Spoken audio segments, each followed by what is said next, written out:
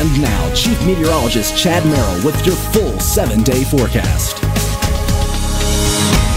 Welcome back, folks. Lisa sent a picture of the full moon, the Beaver moon. This is from Hilltop. It was bright in the night sky in Sun Hill, and Sonia sent this picture from Fayette County. Now we have a special treat next month. The full moon is right after Christmas on the 26th. It will rise at 4:41 p.m. and set the next morning at 8:31 a.m. It's called the cold moon in honor of the cold weather we typically have at the end of December. And we are having that here at the end of November as well. Check it out. Bluefield had a high of 29 after a morning low of 24. Average is 48, so we were well below that. But back in 1930, it was 3 degrees above zero. We are all clear. The sky is clear. That's the way it's going to stay. Our low pressure moving out. These snow bands are lake effect snow. It's going to stay to our north, and high pressure is going to rule the roost. This trough of low pressure responsible for all the cold air.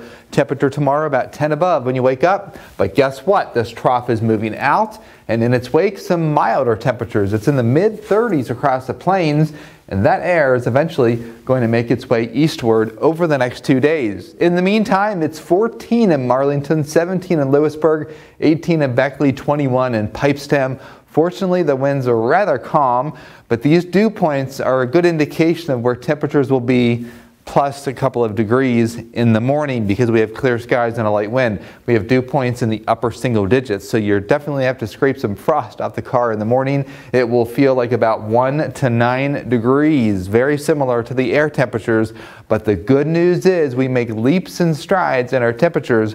Once we get into the afternoon, it'll be in the upper 30s. Here's how it all shakes out. It'll be a little bit breezy Wednesday afternoon, tomorrow afternoon, and then once we get into Thursday, our temperatures are actually going to be above average. We'll have low humidity, southwest breeze that will elevate the brush fire risk a bit.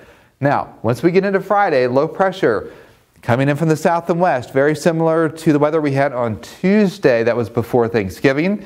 We had a couple of showers. We had some fog in the Greenbrier Valley. That will transpire once again.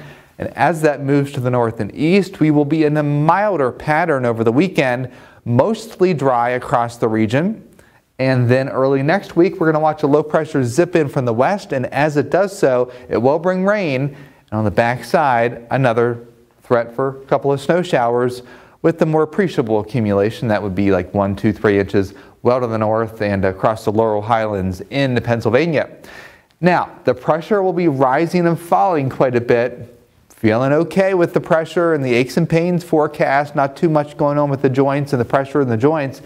But once we get into Friday, you'll feel it. But I think even more so once we get into early next week with that next system on the way, you will feel it probably in the evening on Monday and through early on Tuesday.